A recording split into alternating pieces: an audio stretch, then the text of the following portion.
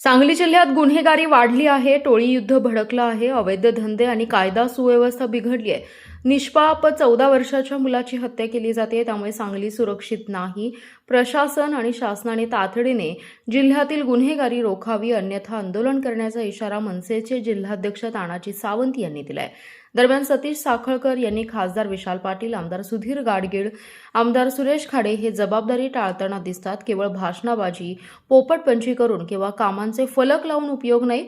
आमदार जयंत पाटील हे देखील गप्प आहेत. सर्वजण प्रचारात व्यस्त आहेत. कायदा व सुव्यवस्थेबाबत कोणीच बोलत नाही, अशी खंतही त्यांनी यावेळी बोलून व्यक्त केली. ते म्हणाले, जिल्ह्यात अलीकडच्या काळात गोळीबाराच्या घटनांमुळे सामान्य नागरिकांच्या सुरक्षेचा प्रश्न ऐरणीवर आलाय. ड्रग्ज, गांजा, नशेच्या गोळ्या यांची खुलेआम विक्री होतीये. अवैध धंदेही राजरोसपणे सुरू आहेत. जिल्ह्यात अवैध शस्त्रे मोठ्या प्रमाणात येत आहेत, त्याचा शोध घेण्याची गरज आहे. जिल्ह्यातील खासदार, आमदार तसेच पालकमंत्री सध्या कुठे आहेत असा प्रश्न पडलाय. गुन्हेगारीबाबत कोणीच बोलत नाही, त्यामुळे उत्तरदायित्व कोण घेणार? जिल्ह्यात अशी स्थिती निर्माण होण्यास सर्वजण जबाबदार आहेत. ते पुढे म्हणाले, नूतन पोलीस अधीक्षकांनी कार्यभार हाती घेतल्यानंतर काही कारवाया केल्या, जिल्हा भयमुक्त होईल असं वाटलं होतं.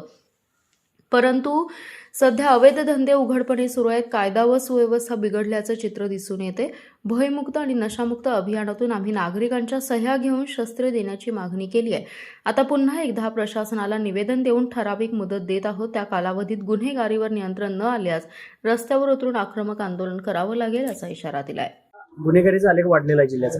सांगली जिल्ह्यामध्ये गेले वर्ष झालं आम्ही भयमुक्त नशामुक्तीच्या माध्यमातून अभियान राबवतोय, पण गुन्हेगारी कमी होताना दिसत नाही. अगोदरचे SP होते, त्यांनी काही केलं नाही. पालकमंत्री आपले सध्याचे आहेत, ते फक्त कॅडबरी वाटत अधिकाऱ्यांना सुटलेत. टास्क फोर्स नेमली, पण हे सगळं थोतांड आहे. आजपर्यंत असं काही झालं नाही. शहरातली गुन्हेगारी आहे अशी आहे. दररोज मर्डर पडतायत, दरोडे पडतायत, महिलांवरती अत्याचार होत आहेत, अवैध धंदे राजरोजपणे उघड ह्याला पालन पोषण कोण आहे? तर आमचं सरळ मत आहे, ह्याचा हप्ते ह्याचे बांधलेले आहेत महिन्याचे. ते मंत्र्यांपासून सगळ्यांना जात आहेत. असं नसेल तर मग बंद का होत नाही? मग काय यांनी काळे चष्मे घातलेत का? यांना दिसत नाही का? आंधळे आहेत का?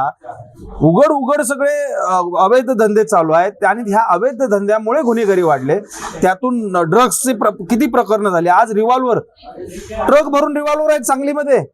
एवढे आले कुठून? हे हत्यारी पुरवतोय कोण आणि ह्यांना पोचतोय कोण? तर ह्यांना पोचणारे इथले लोकप्रतिनिधी आहेत. ह्या लोकप्रतिनिधींनी संपूर्ण लाट सोडलेले आहे. ह्यांना जनतेशी काही घेणं देणं नाहीये.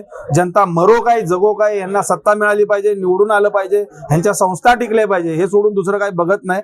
आता जनता कंटाळले आणि आम्ही भयमुक्त नशामुक्तीच्या माध्यमातून ह्या सर्व नेत्यांना धडा शिकवल्याशिवाय राहणार नाही. यापुढचं आमचं आंदोलन असेल. आता सोमवारी आम्ही कलेक्टर ऑफिसला जाणार आहे. नागरिकांना स्वसंरक्षणाचे फॉर्म आम्ही भरून घेतलेले आहेत. त्यांचे आम्ही जिल्हाधिकाऱ्यांना देऊन, तेही तेवढेच जबाबदार आहेत जिल्हाधिकारी, की सांगलीतल्या सर्व जनतेला स्वसंरक्षण हत्यारी द्या, लायसन्स द्या, ही मागणी आमची आहे. ह्या मागणीनंतरही जर कारवाई इथं जर होत नसेल आणि अशीच परिस्थिती राहिली तर यापुढे नेपाळसारखी परिस्थिती सांगली जिल्ह्यामध्ये झाली तर नवल वाटायला नको. कायदा सुव्यवस्थेची परिस्थिती बिघडलेली आहे. विरोधक असतील किंवा सत्ताधारी असतील, निवडणुकीच्या वेळेला मात्र यांना कायदा सुव्यवस्था आणि भय व नशामुक्त समाज पाहिजे असतो. आणि निवडणुका झाले की एकमेकाच्या घरात राख्या बांधायचे, वटसावित्रीची पौर्णिमा करायची. मात्र जनतेला वारा सोडायचा धंदा ह्या सांगली जिल्ह्यातल्या सर्व लोकप्रतिनिधींनी आखला आहे. त्यांचा सांगलीकर नागरिक म्हणून निषेध व्यक्त करतो. येत्या 8 दिवसात कायदा सुव्यवस्था व्यवस्थित झाला नाही तर एकतर सरकारनं आम्हाला मारून टाकावं, नसेल तर कोण आमच्या अंगावर आलं तर त्याला मारण्यासाठी, संरक्षणासाठी बंदुकीचे लायसन द्यावी. खासदार संसदेमध्ये बोलत असतात, ट्विटरवर बोलत असतात, पण प्रत्यक्षात मात्र कृती करताना दिसत नाही. गेले खासदारांना सुद्धा अपक्ष म्हणून विरोधात, भारतीय जनता पार्टीच्या विरोधातला रोष म्हणून लोकांनी निवडून दिलं.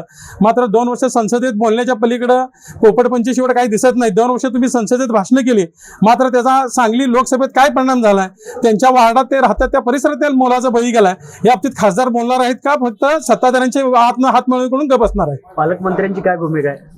पालकमंत्री विधान परिषदेच्या निवडणुकीत आहेत. आता ते अधिकाऱ्यांना एक सिंगल कॅडबरी देतात. माझं आजच्या ह्या तुमच्या माध्यमातून आव्हान आहे, त्यांनी आता एवढं चांगलं काम केलं तर तुम्ही आता सिंगल कॅडबरी बॉक्स त्यांना कॅडबरी द्यावी. लागत असेल तर मी ट्रक पालकमंत्र्यांना कॅडबरी पाठवतो.